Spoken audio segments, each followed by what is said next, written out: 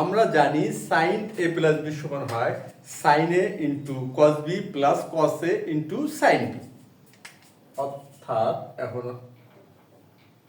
Sign A plus B সমান হচ্ছে sine A into cos B plus cos A into sine B. এটা হচ্ছে যৌগিক কোণের ত্রিকোণমিতিক অনুপাতের সূত্র। অর্থাৎ সাইন এ প্লাস বি হচ্ছে sine A into cos B plus cos A into sine B. এরপর আমরা দেখব two cos A into cos B সমান কি হয়। Two cos A into cos B, two cos A into cos B সমান হয় sine A plus cos A plus B cos a plus b plus cos a minus b। 2 cos a into cos b সমান হয় cos a plus b plus cos a minus b। আচ্ছা, এখন আমরা দেখব যে আজকে আমাদের গাণিতিক সমস্যাটি কি ধরনের।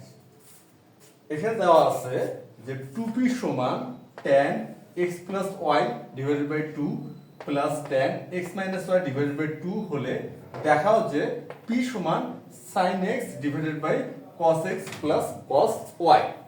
অর্থাৎ আমাদের একটি সম্পর্ক দেওয়া আছে বা একটি সমীকরণ দেওয়া আছে, এখান থেকে আমাদের প্রমাণ করতে হবে p সমান sin x divided by cos x plus cos y। আর আমরা এই ক্ষেত্রে ব্যবহার করব sin a plus b এবং 2 cos a into cos b। এই যে sin a plus b সূত্র এবং 2 cos a into cos b এর অনুসিদ্ধান্তটি এখানে আমরা ব্যবহার করব। আচ্ছা, আমরা এখন সমাধানটা শুরু করতে পারি। আমরা এই সমাধানটি শুরু করব যে সম্পর্কটি দেওয়া আছে বা যে সমীকরণটি দেওয়া আছে সেটা থেকে আমরা এই গাণিতিক সমস্যাটির সমাধানটা শুরু করব। আচ্ছা, তাহলে হচ্ছে এখানে কি দেওয়া আছে, 2p সমান tan x plus y divided by 2 plus tan x minus y divided by 2। আমরা জানি যে tan থিটা সমান হয় sin theta divided by cos theta. সুতরাং এখানে আমরা লিখতে পারি sin x plus y divided by 2 divided by cos x plus y divided by 2। অর্থাৎ আমরা tan x plus y divided by 2 এর স্থলে লিখলাম sin by cos, R tan x minus y divided by 2 এখানেও আমরা ঠিক একই সূত্র বা একই ফর্মুলাটি ব্যবহার করব। অর্থাৎ আমরা লিখতেছি sin x minus y divided by 2 by cos x minus y divided by 2। এখন আমরা যে কাজটা করব এটা করব ভগ্নাংশের যোগ। সুতরাং ভগ্নাংশের যোগের যে নিয়ম সেটা কি করতে হয়, প্রথমে হরের লসাগু করতে হয়। আচ্ছা, এখানে হরের লসাগু তো খুব সহজে বোঝা যাচ্ছে, যা হবে হচ্ছে cos x plus y divided by 2 into cos x minus y divided by 2। এরপর আমরা এখানে খেয়াল করি cos x plus y divided by 2 কে আমরা দিয়ে আর কি ভাগ করব এই লসাগুকে। লসাগু আমরা কি পেলাম, cos x plus y divided by 2 into cos x minus y divided by 2। সুতরাং cos x plus y divided by 2 কে যদি ভাগ করি আমাদের এটা 1 হয়ে যাচ্ছে, তাহলে আমাদের থাকতেছে cos x minus y divided by 2। আর এই যে ভাগফলটা যেটা কিনা হচ্ছে cos x minus y divided by 2, এটা দ্বারা আমরা গুণ করব sin x plus y divided by 2 কে। সুতরাং আমরা পাচ্ছি কি, পাচ্ছি হচ্ছে sin x plus y divided by 2 into cos x minus y divided by 2। এরপর ঠিক একই পদ্ধতি, এই যে cos x minus 2 divided by 2 দ্বারা আমরা ভাগ করব এই লসাগুকে। ভাগ করলে আমরা যদি খেয়াল করি আমরা খুব সহজে ধরতে পারবো, বুঝতে পারবো যে এই cos x minus y divided by 2 আর এই cos x minus y divided by 2 ভাগ হয়ে যাবে 1, এটা ভাগ হয়ে গেল। আর থাকলো কি, থাকলো হলো cos x plus y divided by 2। এখন এই cos x plus y divided by 2 এর সাথে গুণ হবে sin x minus y divided by 2 এর সাথে। সুতরাং আমরা পাচ্ছি cos x plus y divided by 2 into sin x minus y divided by 2। আচ্ছা, আমাদের ভগ্নাংশের যোগের কাজটা কিন্তু হয়ে গেল। এখন যদি আমরা একটা বিষয় খেয়াল করি যে এই যে sin a plus b এর যে সূত্রটি, যেটাকে আমরা বলি যৌগিক করে ত্রিকোণমিতিক অনুপাতের সূত্র, sin a plus b সমান কি হয়, sin into cos b plus cos a into sin b। আর এখানে আমরা খেয়াল করে দেখি এই যে sin a into cos b cos a into sin b, আমরা কিন্তু এই ফরম্যাটের সাথে মিল পাই। এখানে আমরা a এর স্থলে পাচ্ছি x plus y divided by 2 R b এর স্থলে পাচ্ছি x minus y divided by 2। যেহেতু এই যে sin a into cos b plus cos a into sin b এর সাথে আমরা এই যে লবের যে ফরম্যাটটি আসছে সেটা হুবহু মিল পাই, সুতরাং আমরা অনায়াসে যৌগিক করে ত্রিকোণমিতিক অনুপাতের সূত্র sin a plus b এখানে আমরা ব্যবহার করতে পারি। সুতরাং এখানে আমরা সেই ব্যবহারটাই করব। তাহলে এখানে হবে sin a plus b। আচ্ছা, তা sin a plus b মানে হচ্ছে এখানে a মানে আমরা কি বুঝাচ্ছি, a মানে আমরা বুঝবো হচ্ছে x plus y divided by 2, x plus y divided by 2 plus b মানে আমরা এখানে বুঝতেছি x minus y divided by 2। তাহলে আমরা লবে sin a plus b এর সূত্রটি ব্যবহার করলাম। আচ্ছা, আর আরেকটি বিষয় খেয়াল করি, এই যে হরে যা আছে আপাতত আমরা তাই রেখে দিচ্ছি, cos x plus y divided by 2 into cos এটা হলো into x minus y divided by 2। এখন যদি আমরা একটা বিষয় খেয়াল করি, এই যে আমাদের অনুসিদ্ধান্তটি 2 cos a into cos b, 2 cos a into cos b সমান হয় cos a plus b plus cos a minus b। আর এখানে দেখি cos আমরা যদি x plus y divided by 2 K a R x minus y divided by 2 K b ধরে নেই, সুতরাং এখানে আমরা কিন্তু এই যে 2 cos a into cos b এর এই ফর্মুলাটি এখানে পাই। এখানে একটি ক্ষেত্রে মানে ফর্মুলাটি হুবহু মিলে যাচ্ছে না, এখানে 2 গুণ আকারে আছে, এখানে 2 গুণ আকারে নাই। এখন আমরা যদি সমতুল ভগ্নাংশের ধারণা এক্ষেত্রে ব্যবহার করি, অর্থাৎ কোনো ভগ্নাংশের লব এবং হরকে শূন্য বাদে অন্য যে কোনো সংখ্যা দ্বারা গুণ অথবা ভাগ করলে ভগ্নাংশের মানের কোনো পরিবর্তন হয় না, এটা হলো একটা সমতুল ভগ্নাংশের ধারণা।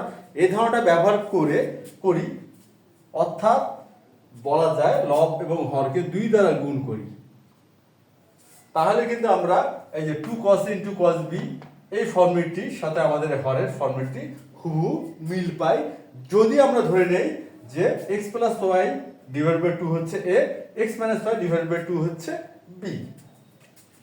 আচ্ছা, এখন আমরা এখানে লিখতে পারতেছি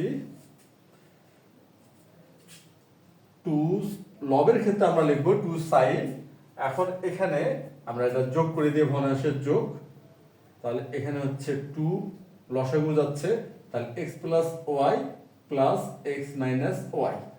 আমরা লবে কি করলাম, এই যে ভিতরে এইখানে আমরা ভগ্নাংশের যোগের ধারণা ব্যবহার করলাম বা ভগ্নাংশের যোগ করলাম, আর এখানে 2 cos a into cos b এর এই ফর্মুলাটি ব্যবহার করি, তাহলে আমরা পাচ্ছি cos x plus y divided by 2 plus x minus y divided by 2 plus cos x plus y divided by 2 minus x minus y divided by 2।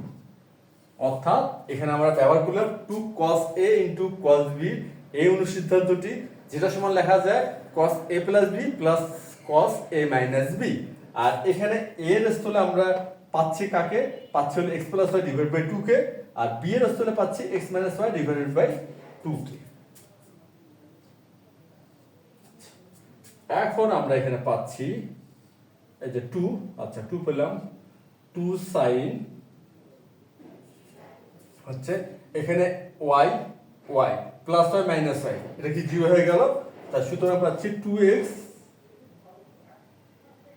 2x by 2। এখানে আমরা পেলাম কি 2x বাই 2 কে। আর হরের ক্ষেত্রে আমরা যদি ভগ্নাংশের যোগ করি, এখানে আমরা পাচ্ছি 2x plus y plus x minus y plus cos এখানে আমরা ভগ্নাংশে বিয়োগ করব, তাহলে আমরা পাচ্ছি x plus y minus x, এখানে এই মাইনাসের জন্য এই মাইনাসটা পরিবর্তিত হয়ে যাবে প্লাস, আচ্ছা এইটা, হ্যাঁ, তাহলে আমরা পাচ্ছি x plus y minus x, এই যে এক্স মাইনাস ওয়াই ছিল এই মাইনাসের জন্য আমরা চিহ্ন পরিবর্তন করে প্লাস লিখলাম, তাহলে হচ্ছে x plus y minus x plus Y.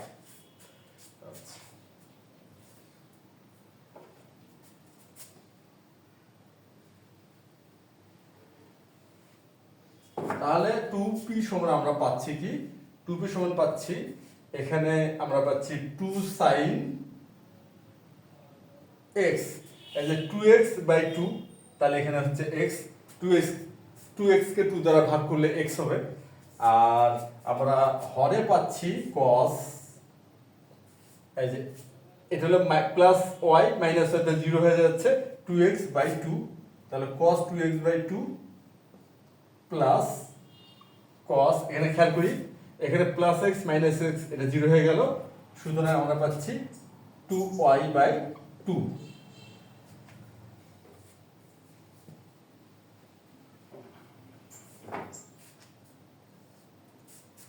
Equal এখানে 2 sin x, আর এখানে আমরা পাচ্ছি হরে cos, এই যে 2x বাই 2 সুতরাং cos x, 2y বাই 2 সুতরাং cos y।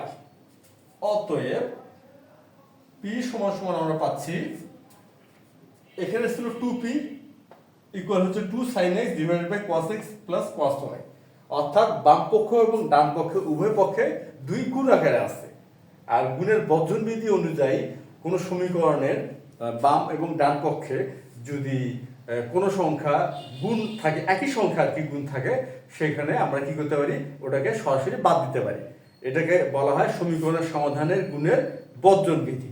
সেই বর্জন বিধি অনুযায়ী আমরা উভয় পক্ষ থেকে 2 বাদ দিতে পারি, তাহলে আমাদের কি পাচ্ছি, p সমান পাচ্ছি sin x divided by cos x plus cos y।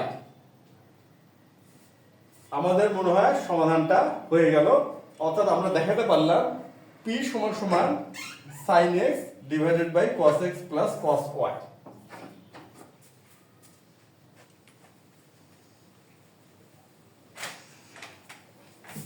আমাদের দেখাতে বলা হয়েছে, তাহলে আমরা এখানে উল্লেখ করি দেখানো হলো। তাহলে আজকে এ পর্যন্তই, ধন্যবাদ তোমাদের সবাইকে।